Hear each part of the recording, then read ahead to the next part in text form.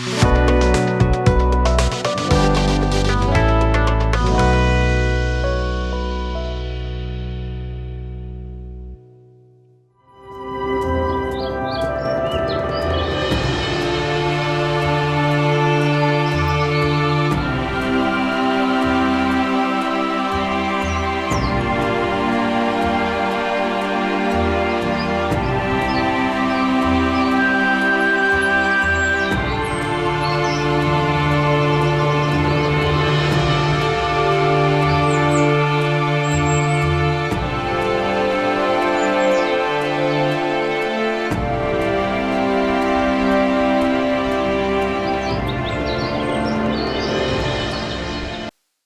जीशु ख्रीष्ट अति बहुमूल्य नाम संपर्क इंडिया द्वारा प्रस्तुत कार्यक्रम नुआ सकाल आशार आज अध्याय आपण स्वागत जनाए।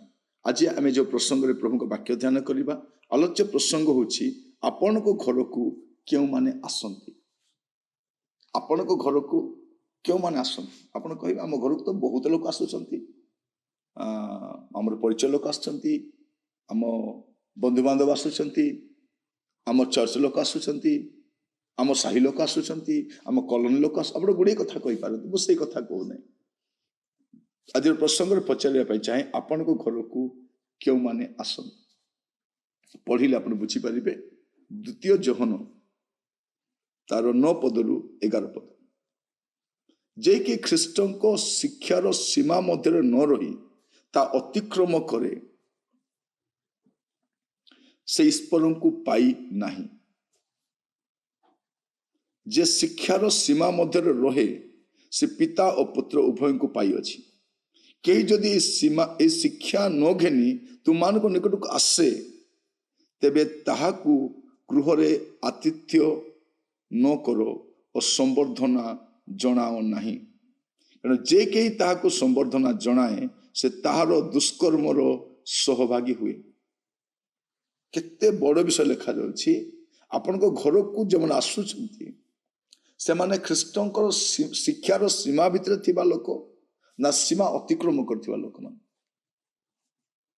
सेमान को शिक्षा ख्रीष्टंकर शिक्षा ना सेमान को शिक्षा निजर शिक्षा सेमान को शिक्षा आपण को ख्रीष्टंक आड़ को आकर्षित करुछि ना सेमान को शिक्षा द्वारा से माने आपण को निज आड़ को आकर्षित करुछन।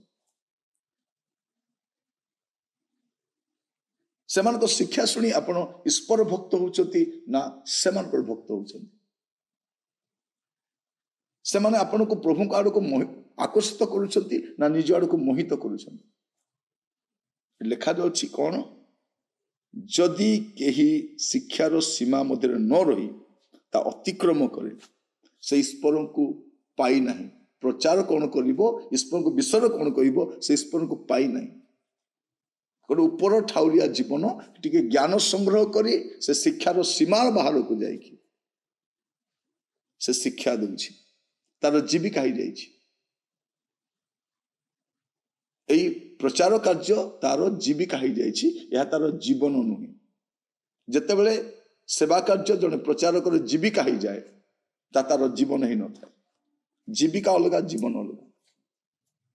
जीवन तो जीविका नथिले भी बंची बसे प्रभु जत्न नहीं छंती और जत्न नेबे। जब जीविका हो जाए सेतेबेले तार शिक्षार सीमा को से अतिक्रम कर लिखा जाओ। जदि से शिक्षार सीमा को अतिक्रम करिछि से ईश्वर को पाई नहीं। से पिता और पुत्र उभय को पाई नहीं से जानी नहीं। से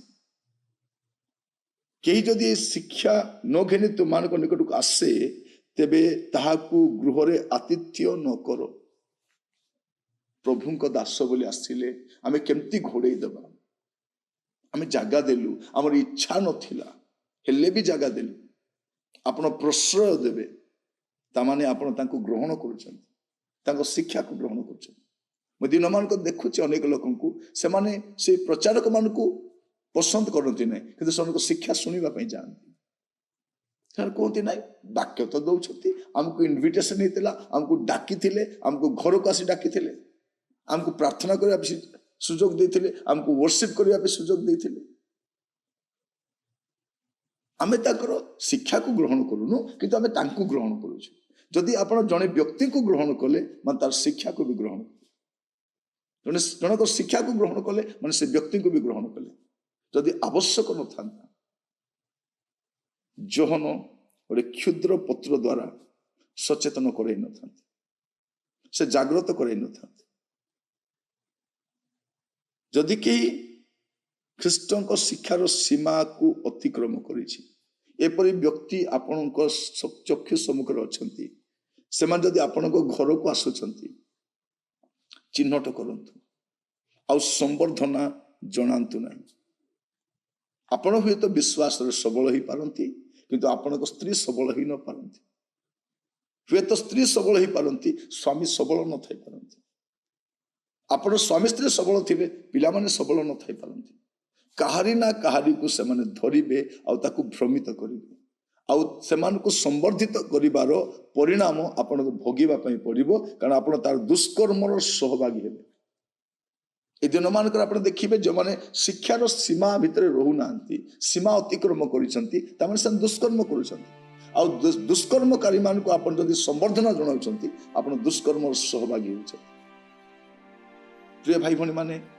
आप खराब भावे ना मु प्रचारक विरोधी नुहे मु जने प्रचारक मु शिक्षार विरोधी नुहे कारण मु भी शिक्षा दिए कारण ख्रीष्टर सीमार बाहर जो मुझे संवर्धना करने विषय कहूँ एटा को भूल बुझी प्रचारक मान अन्य अर्थ करूँ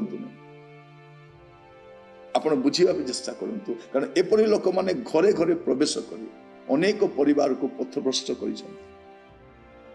को अबाट को नहीं जा परवर्ती समय एमाने अनेक दुखरे पड़ी पथभ्रष्ट होती कामानाल दग्ध होती कारण एमाने शिक्षा को अतिक्रम कर सारी शिक्षा को अतिक्रम ख्रीष्टर शिक्षा को देखते से जो प्रकार शिक्षा देते से शिक्षा को जो अतिक्रम कर संवर्धना जनातु ना जदि जनइबे से कुकर्मर से दुष्कर्मर आप सहभागी हे जार परिणाम स्वरूप आप परिवार सहित अबाटे जापारे प्रार्थना कर अनुग्रहकारी पिता परमेश्वर आपको धन्यवाद दूची प्रभु जो माने शिक्षार सीमा को अतिक्रम कर ख्रीष्टर शिक्षार सीमा को अतिक्रम कर चिन्हट करने से संवर्धना न जनइबा भितर गोटे शक्ति दियो प्रभु से प्रति सदय न हो प्रभु से ग्रहण न करिवार गोटे जीवन दियो जहा द्वारा प्रभु आम परिवार आम पिला माने सुरक्षित रही पारे से दुष्कर्म सहभागी न होगा आप अनुग्रह करूँ प्रार्थना शुणी धन्यवाद यीशु को प्रिय नाम मांगिली आमीन प्रभु आपण मान प्रत्येक को बाहुल आशीर्वाद करंतु प्रभु अनुग्रह कले आसंता काली नुआ अध्याय जड़ित हवा विदाय दियंतु नमस्कार।